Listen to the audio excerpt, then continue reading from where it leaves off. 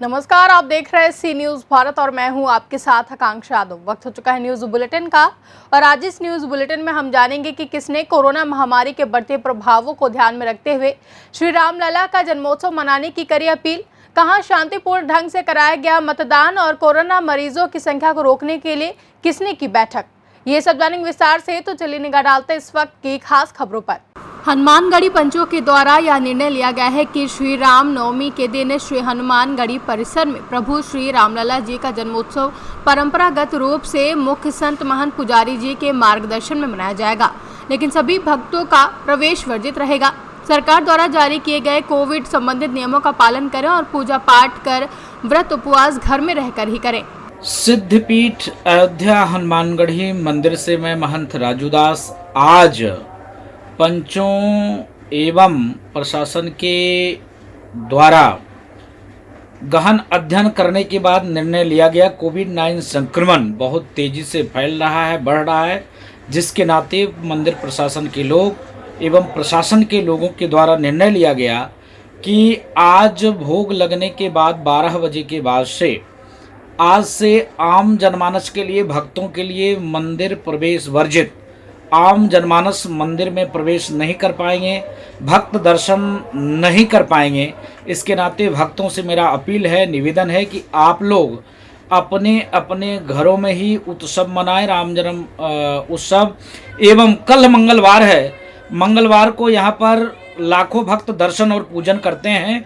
इसके नाते कल मैं भक्तों से निवेदन करूंगा, जो भी भक्त हनुमानगढ़ी दर्शन पूजन के लिए आते थे वो ना आए, और जो डेली दर्शन करने वाले भक्त हैं उनसे भी करबद्ध प्रार्थना निवेदन है कि वो भी भक्त अब मंदिर प्रवेश नहीं कर पाएंगे, मंदिर में नहीं आ पाएंगे। इसके नाते उनसे अपील है कि वो लोग दर्शन के लिए ना आए और मंदिर रोज की भांति लगातार जो सेवा पूजा चलता है वो चलता रहेगा। मंदिर में किसी भी प्रकार के सेवा पूजा में कोई बाधा उत्पन्न नहीं होगा। यह प्रशासन शासन के द्वारा निर्णय लिया गया। अयोध्या से सी न्यूज संवाददाता अजय कुमार सिंह की रिपोर्ट। प्राथमिक विद्यालय चकिया, भगवानपुर, लालगंज, आजमगढ़ में मतदान शांतिपूर्वक कराया जा रहा है और कोविड-19 की गाइडलाइन का पालन भी किया जा रहा है।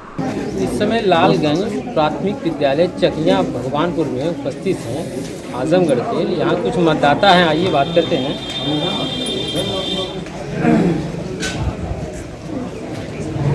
क्या नाम है आप? प्रसाद यादव। यहाँ आप वोटिंग करने आए यार? यहाँ किसी प्रकार कोई दिक्कत? कोई दिक्कत नहीं सर, काम चौचक हो रहा है।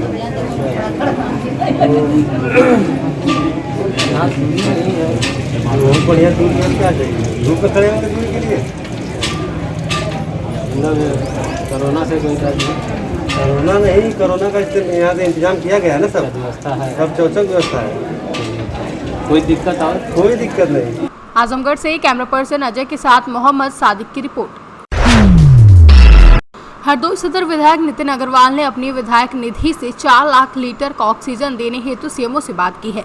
उन्होंने कहा कि हरदोई मेरा घर है और मैं जनपद वासियों के लिए सदैव मौजूद हूं। ऑक्सीजन की कमी से हमारे बहुत से साथी हमें छोड़कर जा रहे हैं। मेरी इस छोटी सी पहल से उनकी मूल ऑक्सीजन की कमी से निपटा जा सकेगा। प्रिय हरदोई वासियों, एक बार फिर से मैं आपके सामने हूं। जैसा कि आप सभी जानते हैं कि एक बार फिर से देश में कोरोना वायरस बहुत तेज़ी से अपना प्रकोप फैला रहा है और इस बार जो स्ट्रेन आया है वो पिछले साल के स्ट्रेन से भी ज़्यादा खतरनाक है। पिछले साल तो जो मरीज़ आए थे उनमें मृत्यु दर और रिकवरी रेट जो देश की थी वो काफ़ी बेहतर थी, लेकिन इस बार जो स्ट्रेन आया है उसमें देखा गया है कि मृत्यु दर भी बढ़ी है, रिकवरी रेट कम हुई है और जो इन्फेक्शन जो फैल रहा है वो दुगनी तेज़ी से फैल रहा है, जो बहुत ही खतरनाक है। ये बहुत बड़ा संकट की घड़ी है हमारे सामने और हम सबको इस बार बहुत ही सावधानी बरतने की आवश्यकता है, क्योंकि जो स्ट्रेन आया है वो जब इंसान में आता है तो बहुत तेज़ी से लंग्स में इन्फेक्शन फैलता है और अगर 48 घंटे के अंदर मरीज को बेहतर सुविधा ना मिले तो इसकी उम्मीद बहुत कम रह जाती है कि वो मरीज अपनी जान बचा पाएगा। और ऐसे बहुत से लोग हमारे बीच में नहीं रहे, बहुत से ऐसे लोग जो बच सकते थे लेकिन इस नए स्ट्रेन की वजह से उनकी जान चली गई। इस स्ट्रेन से बचने के लिए जो सरकार ने अब नियम बनाए हैं, माननीय योगी जी ने भी हर रविवार को इतवार को लॉकडाउन की घोषणा करी है जो 15 मई तक चलेगी। लॉकडाउन की घोषणा इसलिए करनी पड़ी क्योंकि जो सरकार ने प्रोटोकॉल्स दिए हैं, जो नियम हमें फॉलो करने थे, उन नियमों को लोग फॉलो नहीं कर रहे थे। अनावश्यक लोग अपने घरों से निकल रहे थे, मास्क नहीं पहन रहे थे। इस वजह से सरकार को कुछ कड़े नियम और लगाने पड़े।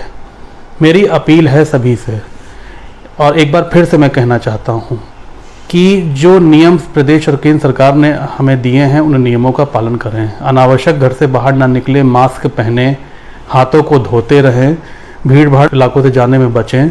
ये आप सब जानते हैं, देश में जितनी ज़्यादा संख्या में मरीज बढ़ रहे हैं, ऑक्सीजन की कमी लगातार बढ़ती जा रही है। उत्तर प्रदेश ही नहीं बल्कि देश के करीब करीब सभी राज्यों में ऑक्सीजन की कमी है। आज माननीय योगी जी ने उत्तर प्रदेश में कुछ नए प्लांट स्थापित करने की घोषणा करी है। माननीय प्रधानमंत्री जी भी लगातार प्रदेशों के मुख्यमंत्रियों से वार्ता कर रहे हैं, और जो लाइफ सेविंग ड्रग्स हैं या जो ऑक्सीजन की कमी से हमारा देश जूझ रहा है उसको कैसे पूरा करना है, उस पर लगातार माननीय प्रधानमंत्री जी प्रयासरत हैं। उनकी कोशिशों में मैं थोड़ा सा अपना भी योगदान देना चाहता हूँ।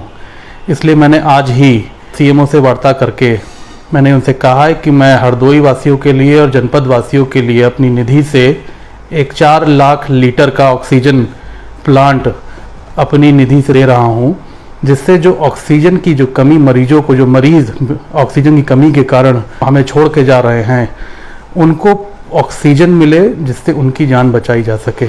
ये एक छोटी सी पहल है जो मैं, और छोटी सी मदद जो जहाँ मैं कर सकता हूँ, और मैं अपने हरदोई के वासियों के लिए इसको कर रहा हूँ। और आगे भी मैं जिला प्रशासन से ये अपील करता हूँ कि कोई भी आवश्यकता हो वो मुझसे कह सकता है। कोरोना की लड़ाई में मैं जो कुछ भी योगदान कर सकता हूँ अपने हरदोई वासियों के लिए, अपने जनपद वासियों के लिए, वो मैं अपनी निधि से जो कुछ भी कर सकता हूँ करूँगा, और व्यक्तिगत हैसियत से भी जो कुछ भी कर सकता हूँ वो करूँगा। मेरी अपील है कि आगे भी अगर कोई भी आवश्यकता हो वो मुझे बेझिझक बता सकते हैं। मैं हरदोई वासियों के लिए हमेशा खड़ा हूँ और हमेशा खड़ा रहूँगा। और एक बार फिर से अपने लोगों से, अपने जनपद वासियों से और प्रदेश वासियों से मेरी ये अपील है कि जो प्रोटोकॉल प्रदेश सरकार ने हमें दिए हैं उनका फॉलो करें, और अपने घरों से कम निकलकर खुद की भी जान बचाएं और अपने आसपास रहने वाले लोगों की भी जान बचाएं। बहुत बहुत धन्यवाद। जय हिंद। हरदोई से सी न्यूज संवाददाता प्रशांत तिवारी की रिपोर्ट। गांव की सरकार साथ देखने को रहा, जहां ललितपुर महरौनी ब्लॉक के ग्राम सिलावन में वोट डालकर लौटते हुए युवक लोकतंत्र की सबसे छोटी इकाई ग्राम पंचायत को माना गया है। बता दें कि त्रिस्तरीय पंचायत चुनाव के मतदान से ग्राम पंचायत, क्षेत्र पंचायत व जिला पंचायत का गठन होने जा रहा है। इसमें युवाओं ने उत्साहपूर्वक मतदान किया है। उनका मानना है कि इससे लोकतंत्र को मजबूती मिलती है। ललितपुर से सी न्यूज संवाददाता महेंद्र की रिपोर्ट। मुरैना जिले में निरंतर बढ़ रहे कोरोना मरीजों की संख्या को रोकने के लिए क्राइसिस मैनेजमेंट की बैठक में 30 अप्रैल तक कोरोना कर्फ्यू लगाए जाने का निर्णय लिया गया। यह निर्णय आज रात 12 बजे से लागू हो जाएगा। इसके तहत जिले के तहसील, विकासखंड तथा कस्बों के सभी बाजार पूर्णतः बंद रहेंगे। जिला मुख्यालय पर किराना, दूध, फल, सब्जी की दुकानों को सुबह 7 बजे से 10 बजे तक की अनुमति दी गई है। वहीं रियायत भी समाप्त कर दी गई है। सर, ये आज क्राइसिस मैनेजमेंट की बैठक हुई थी, क्या सुझाव आए और क्या निर्णय बैठक में किया गया? आज बढ़ते हुए कोरोना केसेस को देखते हुए आज क्राइसिस मैनेजमेंट की बैठक बुलाई गई थी। इसमें जो महत्वपूर्ण डिसीजंस हुए हैं कि इससे पहले जो हम लोगों ने निर्णय लिया था कि सब नगरीय क्षेत्रों में कोरोना कर्फ्यू रहेगा, उसको अब संशोधन करते हुए हम लोग पूरे मुरैना ज़िले में हम लोग 30 अप्रैल तक कोरोना कर्फ्यू लगा रहे हैं। इसी के बाद ही जो हम लोग सुबह 7 से 10 बजे तक हम लोगों ने छूट दे रखी थी सब्जी और किराना दुकानों को, उस व्यवस्था को अब हम बंद करते हुए अब होम डिलीवरी और वार्डों में ठेलों के माध्यम से अब दिया जाएगा। क्योंकि संक्रमण रोकना अत्यधिक आवश्यक है, तो सभी सदस्य और माननीय मंत्री जी के द्वारा भी ये सहमति व्यक्त की गई है कि थोड़ी और कठोरता की आवश्यकता है और हम लोगों को थोड़ी इस चेन को ब्रेक करने के लिए आवश्यकता है, जिसके लिए 10 दिन का लॉकडाउन आगामी 30 अप्रैल तक लगाई गई। ये मुरैना शहर में पहले की तरह लागू होगा या पूरे जिले में लागू होगा? ये पूरे ज़िले में लागू होगा और पुराने कड़ाई के साथ में ही अभी पूरे 30 अप्रैल तक पूरे मुरैना शहर में, पूरे मुरैना ज़िले में ये लागू होगा। मुरैना से सी न्यूज़ संवाददाता अखिलेश की रिपोर्ट। बदायूं के कादर चौक ब्लॉक में शांतिपूर्वक मतदान हुआ, जहां मतदाताओं में वोट डालने के प्रति खासा उत्साह देखने को मिला। बता दें कि मतदाताओं ने जमकर वोट डाले, वहीं एक तरफ पुलिस की लापरवाही भी सामने आई, जिसमें सोशल डिस्टेंसिंग का उल्लंघन हुआ। वहीं पुलिस ने सरकार के आदेश पर ध्यान नहीं दिया। बदायूं से सी न्यूज़ संवाददाता गोविंद कश्यप की रिपोर्ट। बागपत जिले में त्रिस्तरीय पंचायत चुनाव में मतदान शांतिपूर्वक ढंग से कराया गया, जहां बागपत में 5 बजे तक मतदान 70.8% हुआ। वहीं खेकड़ा में 71.1% और पिलाना में 71.3%, छिपरौली में 66.6% और बरौत में 65.1% मतदान हुआ। वहीं बिनौली में 66.5% मतदान संपन्न हुआ। बता दें कि जनपद का कुल प्रतिशत 68.5 है। बागपत से सी न्यूज़ संवाददाता इरशाद की रिपोर्ट। मधुबन प्रखंड स्थित सूचना एवं प्रौद्योगिकी कार्यालय में प्रखंड प्रमुख लालबाबू पासवान की अध्यक्षता में पूर्व प्रखंड विकास पदाधिकारी रामजी प्रसाद के निधन पर शोक सभा का आयोजन सोशल डिस्टेंसिंग का पालन करते हुए किया गया। शोक सभा को संबोधित करते हुए अंचलाधिकारी राकेश रंजन ने बताया कि आरा जिला के रहने वाले रामजी प्रसाद का निधन कोरोना संक्रमण से हो गया है। वे दिसंबर 2017 से जनवरी 2020 तक मधुबन के प्रखंड विकास पदाधिकारी के पद पर बने रहे तथा यहां से ही वे सेवानिवृत्त भी हुए। इस दौरान उन्होंने क्षेत्र के लोगों से कोरोना संक्रमण से बचने की अपील भी की। सभा में उपस्थित जनप्रतिनिधि एवं प्रखंड कर्मियों ने उनके तैलचित्र पर पुष्पांजलि की। बता दें कि मौके पर मुखिया मनोज चौधरी, विमल दास, दीनानाथ प्रसाद समेत कई लोग उपस्थित रहे। बिहार से सी न्यूज़ संवाददाता अजय मिश्रा की रिपोर्ट। झांसी के प्रेमनगर क्षेत्र अंतर्गत मोहल्ला इमामबाड़ा गुदरीपुरा के नौजवान साथियों ने कोरोना की भयानक स्थिति को देखते हुए पूरे मोहल्ले को स्वयं सैनिटाइज करने का बीड़ा उठाया है। इस मौके पर मोहल्ले के सभी रोजेदार युवा क्षेत्र के एक एक घर को सैनिटाइज करते हुए नजर आए। वहीं शोएब अहमद सिद्दीकी ने बताया कि उनका मकसद कोरोना के बढ़ते हुए मामलों को देखते हुए लोगों को सुरक्षित रखना है। उन्होंने कहा कि इस तरह मोहल्ले को सुरक्षित रखने का हम रोजेदारों ने जो बीड़ा उठाया है यह आगे भी जारी रहेगा। भैया क्या नाम है? मेरा नाम शोएब अहमद है। शोएब जी, आज आप लोगों ने मोहल्ले में क्या किया है? ये हम लोगों ने कोरोना काल को देखते हुए हमारे सभी मोहल्ले के नौजवान साथियों ने हम लोगों ने मिल के आज इमामबाड़ा और गुदरीपुरा के कम से कम 200 से 250 घरों का खुद अपने आपस में अपने ही सहयोग से, किसी प्रकार का सरकारी किसी का वो नहीं है, हम लोगों ने आपस को देखते हुए अपनी मशीन अपने उससे पूरे घरों को, मोहल्ले को, नालियों को सैनिटाइज किया है। और हर घर में अच्छी तरीके से सैनिटाइज करने के बाद हम लोगों ने ये अपने आप में आपस में बात की है कि अब हर वीकली, हर हफ्ते हम लोग जो है इसी तरीके से कोरोना काल को देखते हुए जगह जगह सफाई और इस तरीके से लोगों को मास्क पहनने और सैनिटाइज करते रहने के लिए, जागरूक करने के लिए हम लोगों ने एक छोटा सा काम उठाया और भविष्य में भी ऐसे हम लोग करते रहेंगे। तो क्या इसमें आप लोगों ने धार्मिक स्थल की को भी सैनिटाइज किया है? हाँ, ये हम लोगों ने जो दरमियानी मस्जिद है हम लोगों की इसी मोहल्ले में, उसको भी सैनिटाइज किया है पूरा, अंदर से बाहर से अच्छी तरीके से। और पूरा लॉकडाउन का हम लोग जो है पालन कर रहे हैं। इसमें हम लोगों ने किसी प्रकार का धार्मिक भेदभाव नहीं किया। हमारे यहाँ इस मोहल्ले में हिंदू, मुस्लिम, सिख भी हैं, कई लोग हैं इधर पे, तो उनका सबके घरों में बराबर से हर तरीके से सफाई का ध्यान करके घरों को सैनिटाइज करें। Bureau report Jhansi. बाराबंकी थाना सतरिक पुलिस ने चेकिंग के दौरान एक डीसीएम से अवैध रूप से लदी अंग्रेजी शराब के साथ एक अभियुक्त मनशाराम को गिरफ्तार किया है, जिसकी कीमत लगभग 30 लाख बताई जा रही है, जो कि पंचायत चुनाव में बांटने के उद्देश्य से जा रही थी। अभियुक्त को गिरफ्तार कर संबंधित धाराओं में पुलिस ने मुकदमा दर्ज कर लिया है। वहीं पूछताछ के दौरान अभियुक्त ने बताया कि वह अंग्रेजी शराब को सरोजनी नगर जनपद लखनऊ से अपनी डीसीएम ट्रक में लादकर बाराबंकी में मुकेश जायसवाल के गोदाम पर ले जा रहा था।